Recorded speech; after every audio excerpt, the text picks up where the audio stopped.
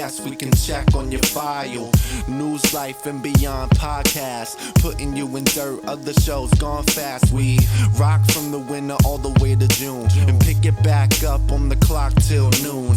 Blessing your mind with the 45th rhyme that I wrote. Raps got you in the chokehold. So don't be surprised if we get beyond gold. With the freshness, never gets old. We lock on the mics and discuss hot topics. Got you sweating like you're walking through the tropics. Rocking with the best duo, Adam A. And right next to him be the man Steve J. Touche if you're getting plays, cause I get a lot too. So let's represent the whole crew. News, life, and beyond podcast. Yeah, we rocking it, non-stopping it. We keep popping it. Every day, all day, that's the function. So who the hell is you causing the combustion? News, life, and beyond podcast. Yeah, we rocking it, non-stopping it. We keep popping it. Every day, all day, that's the function. So who the hell is you causing the combustion? Rock.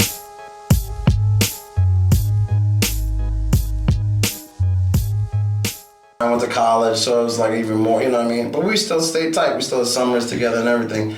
So I really took what I knew from the city to the country when I went to high school and met all these people that had never had a black friend in their life. Right. And I was, and had all these connections in the city from being who I was there. You know what I mean? It was like, oh, Brian got my bag. And it just snowballed into this crazy, you know what I mean? Me and my best friend Ryan, we lived on Bellevue Place where I had grown up together since we was 5.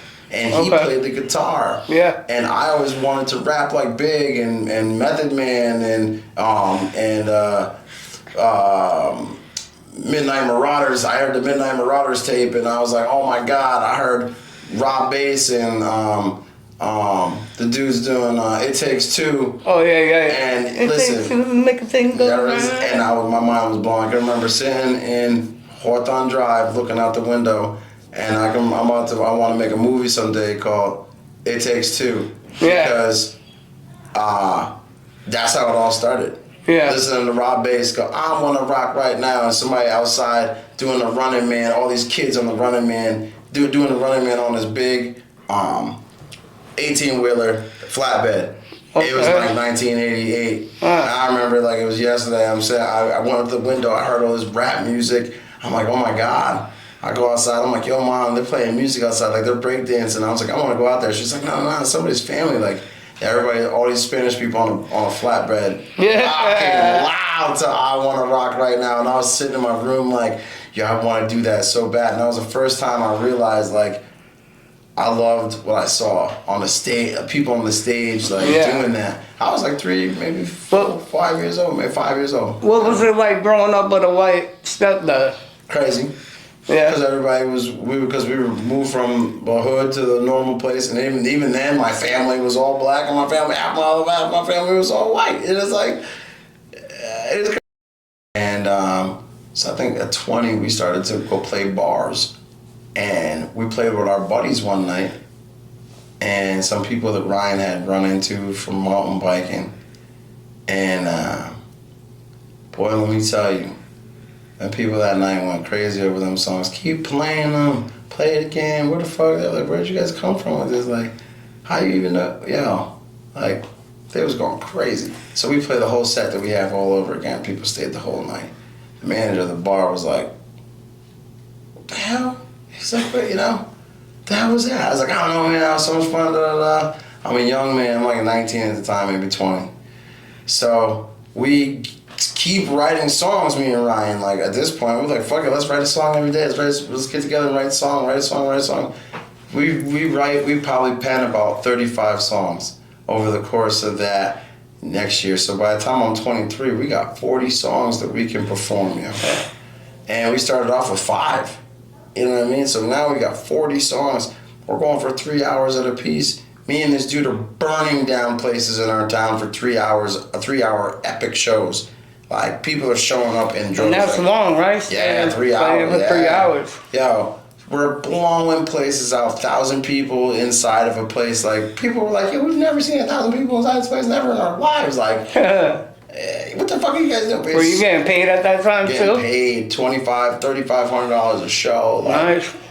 We was getting money. Like, Yeah, to the yeah. point the girls started to realize we was getting money too. That was a whole other thing. I was fat, black, and ugly before I started that shit. Yeah. Before I started He wasn't that big.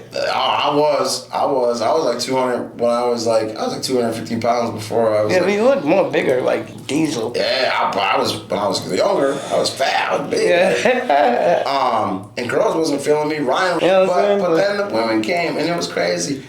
It was hard to deal with that because that was different. You know what I mean? But we kept playing. We did everything. I had 5 children throughout the 15 years that we played. Yeah. And they were all back to back. You know what I mean? Yeah. But 5 kids throughout that time, and So more all different baby moms, or different. damn. So you got 5 baby moms. Yeah, all different. Oh, that was bad. Yeah, crazy. So, I mean, 2 of them were one of them was my high school sweetheart. One was my girlfriend after we broke up. I was heartbroken, but that girl really like just was out to kill me, like out to get you. She was just like, listen, I know you're this guy, and She a white girl? Yeah, and she was like, I know you're this guy, and I know you're gonna get money, so I don't care what. I'm pregnant with your baby. Da, da. So I was hurt after my first. Oh, so it was an opportunity. Exactly. Then I fell in love with somebody. Not fell in love, but I had met somebody that I knew. You know what I mean? Like,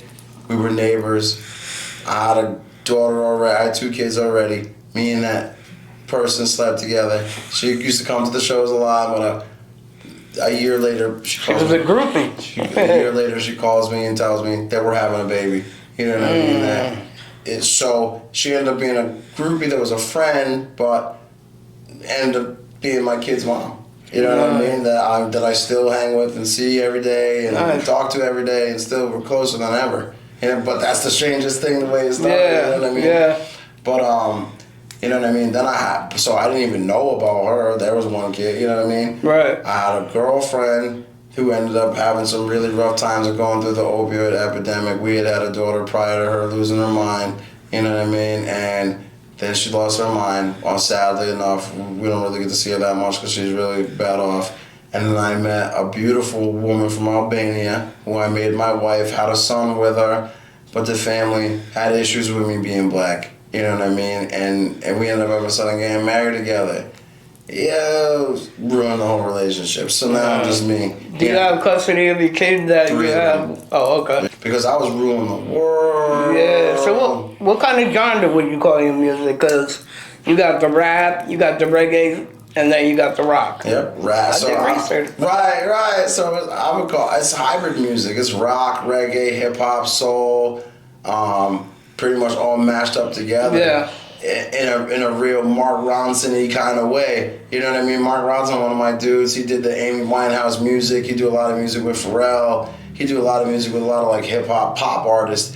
And I realized that our styles are a lot alike, crazily enough. Even though I don't really bang with none of his music, I'm not like a big Mark Ronson fan, but when I realized what he was, I was like, oh my God. Consider Mark a musical genius. And you know what I mean? Like, me and his style is a lot alike when it comes to music making. You know what I mean? So I have to say, it's kind of like that, the music. You know what I mean? It's real upbeat and fun and interesting, never like drab and boring. You're right. No whack shit. No, I listen to a lot of your songs. Thank you, cousin.